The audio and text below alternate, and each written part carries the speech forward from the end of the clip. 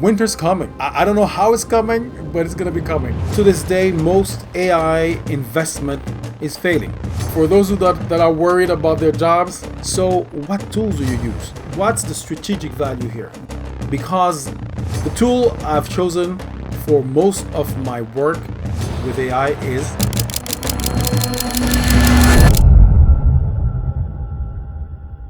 welcome to the AI for Business channel. If you're new to this channel, and you should, it's the first video, you will find that we're going to be talking about using AI strategically in your value flow. Why businesses? Because I work as a business analyst and also as an enterprise architect. And in my conversations, I get two conversations that are generally, to me, worrying. First, there's the doom and gloom conversation where AI is going to take over and our jobs and blah, blah, blah is going to be replaced by AI. And the other one where, well, AI, it makes mistakes, so, whatever. All I'm going to say, and I'm specifically talking about business IT people, winter's coming. I don't know how it's coming, but it's going to be coming. I want you guys to be prepared. The reason why I say that winter's coming is that AI is the first tool that humanity has invented that can improve itself on its own already today.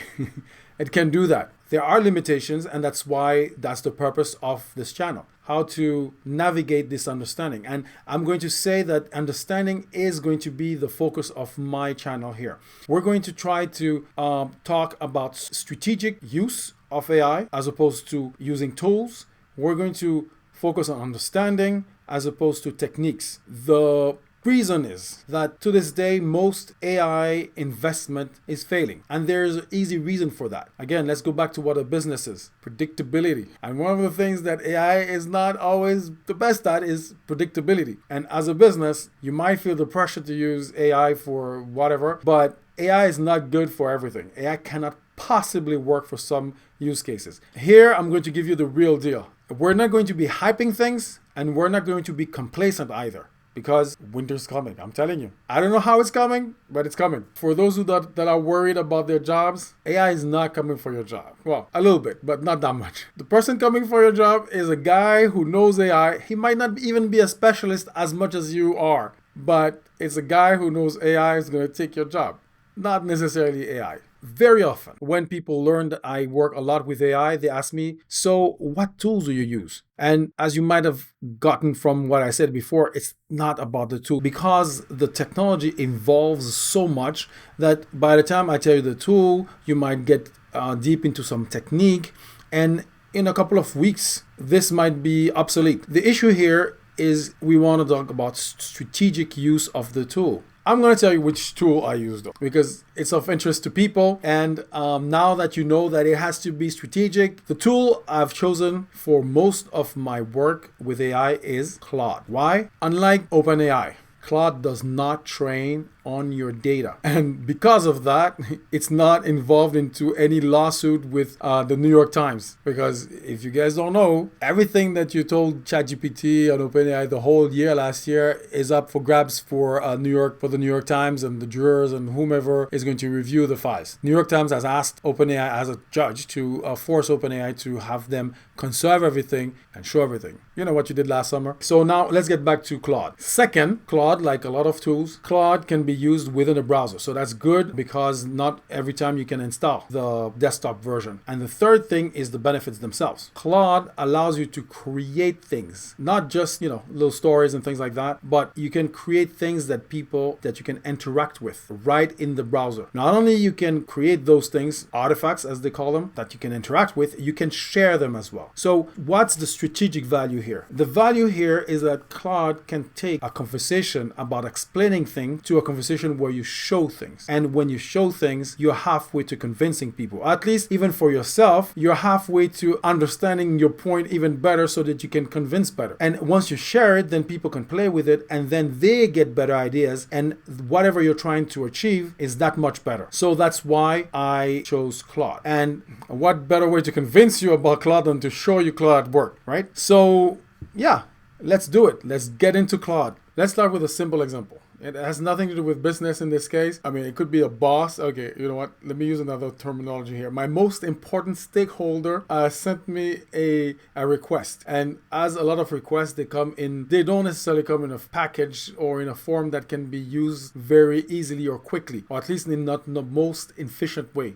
As a business, this is what I would do. I would make sure that information that comes in that is not packaged right, I would package it in a way that I would transform it in a way that's going to be more usable by the people who have to execute stuff. And so this is what I did. Took the information right here and I said, all right, create for me an optimized shopping list, blah, blah, blah, blah, blah, blah. So here we go. I got cereals, orange juice, and you see it put the refrigerated items last. This is the type of things that AI can do. Transform information and put it in a way that can be usable by the people who need to act on it. And that's a very simple example. Another example I'm going to give you is something a little bit more business. Told it that I need to use this input and transform it so that I can use it and show me different costing methods to arrive to a conclusion. So here we have the annual cost of the different things. I can change it right here. Let's say that I put the hybrid solution in year 3 is going to cost, I don't know, 555. There we go. So what happens? Ooh, there we go. I'm sorry, but yeah, you could say that and you can show it and it has a different meaning to the person who's going to see it. Do you agree with me? In the end, the important thing is here is that I had information coming in. I transformed it in a way that could be very usable, very friendly, and that could help me get this thing done. I can actually share it with you. You can just click on it and you can use it. Best of all, you can customize it yourself. Maybe what I did does not suit you. So, you can come here and say customize, and it's going to customize the sound effect for you. You could say, hey, create an Excel that's going to display the exact same thing so that, you can share it with people who actually use Excel, because you might not want to send, an artifact to a client. You might want to send an Excel spreadsheet that everybody understands. But the important thing is that you are not spending time doing things that AI can do better than you or faster than you. What you can do is tell it to package information in a way that you can actually take advantage of it and then modify it as you see fit. Is this a big project that we're taking on? No, at this point, I'm talking from the personal level, what you can do to accelerate your work. But as a business or a department, to me, it's the same. So many times I've seen people spending time on Excel trying to align some things or remove or clean up data or all of these things. It should be prohibited by anybody to spend time doing that, right? Okay, so I hope that I've impressed upon you 2 things. Yes, winter's coming. You need to get familiar and prepared. But more importantly, you need to think about where AI can actually do something for you and start understanding and start strategically adding this to your workflow or to your department workflow or to your chain of value. AI can transform information and package it in a way that can be shareable, can be safe. You can package data quickly, you can be informative, and most of all, and I didn't install anything on my desktop to be able to do that. To me, that's a big deal. So next time or the next videos, we're going to look at real cases. We're going to try to dive deep into situations where AI can help, and we can look at things where AI cannot possibly help. So till next time, ciao.